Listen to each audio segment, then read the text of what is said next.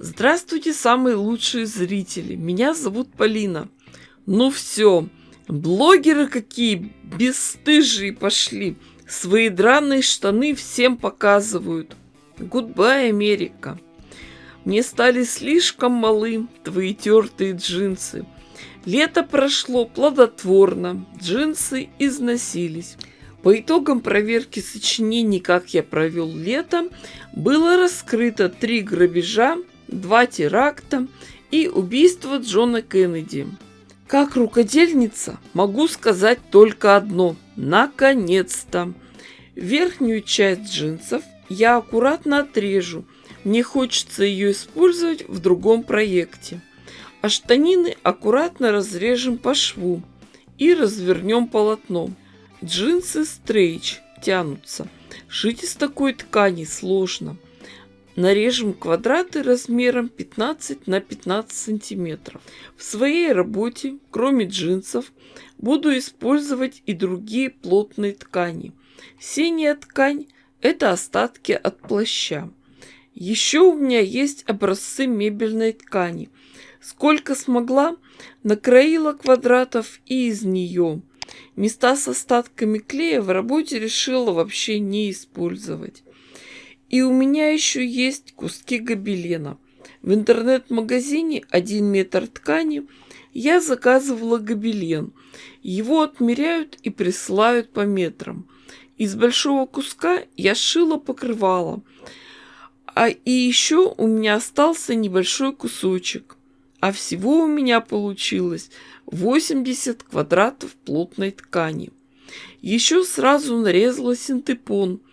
Кусочки размером 15 на 15 сантиметров. Плотную ткань сразу же простегаем синтепоном. Стежку можно сделать разную, но достаточно будет и 2 швов по диагонали. Джинсовая ткань стрейч. Ее свободно укладываем на синтепон, шьем осторожно, придерживаем 2 руками, чтобы она не растягивалась. Швы закрепляем. Нитки не обрываем, прошиваем сразу все заготовки. После того, как прошили по одной диагонали, шьем по другой. Полотно я хочу сделать двухсторонним. Для обратной стороны накроила из бязи, ситца, квадраты размером 21 на 21 сантиметр. В работе будет 5 цветов, по 16 штук, всего 80 квадратов. Нарисовала схему раскладки. Все ткани пронумеровала. Сшивать будем сразу все полотно вертикальными рядами. Сначала соединим лоскутки первой и второй колонны. Работаем по схеме. Берем лоскуток под номером 1 и к нему присоединяем номер 2. Внимание! Шов будем прокладывать на расстоянии 3 см от края.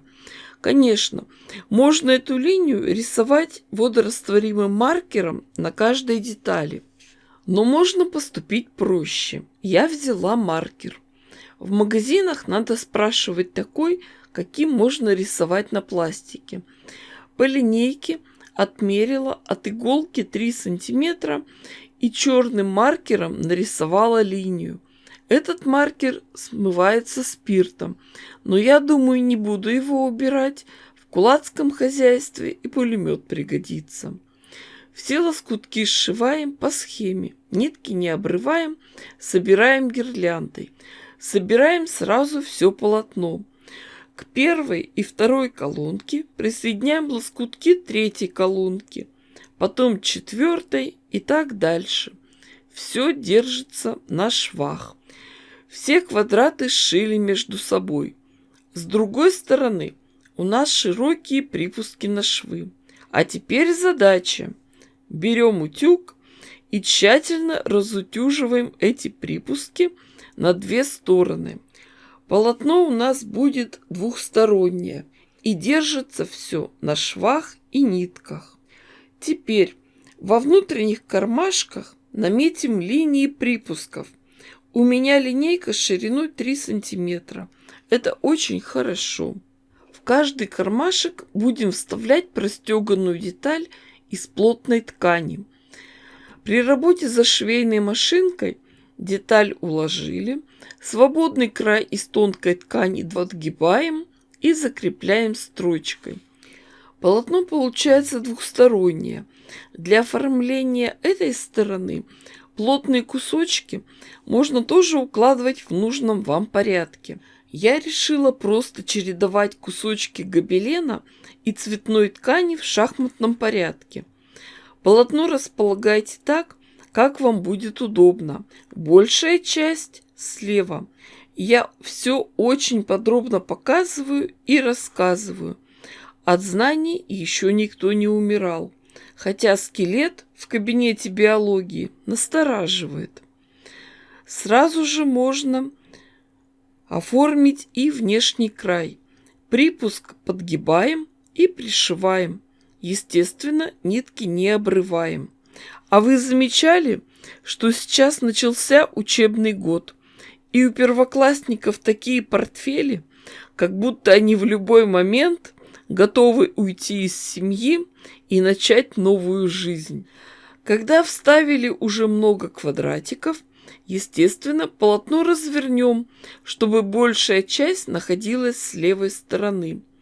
И для удобства работы воспользуемся приставным столиком, чтобы все полотно лежало ровно на одной плоскости с игольной пластиной. А с изнаночной стороны все получается ровно и аккуратно. Нам всем говорят, что школа дает знания, которые помогут в будущем зарабатывать деньги.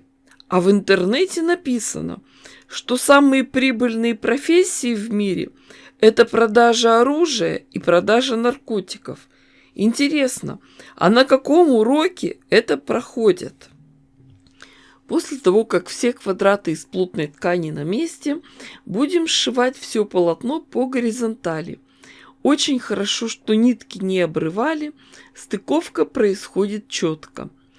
Детали складываем и прошиваем. Шов прокладываем по краю плотных деталей.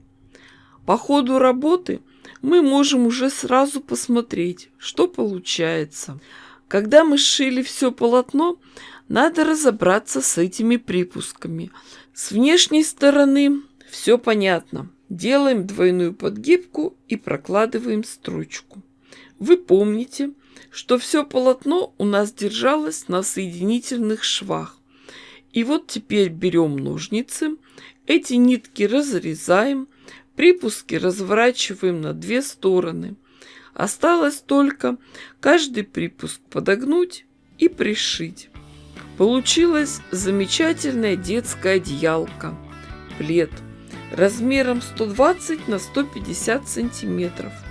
Самое интересное, что оно может расти вместе со своим владельцем. Со временем можно по краям добавить еще ряды и увеличить размер одеяла. Вот я слышала, что после долгого сидения в Одноклассниках учительница в школе автоматически ставила всем 5+ и рисовала сердечки в дневниках. А вы ставьте класс, подписывайтесь на канал, заходите почаще. У меня много идей, всегда рада ими с вами поделиться. С вами была Полина. Всем пока-пока и до скорых встреч!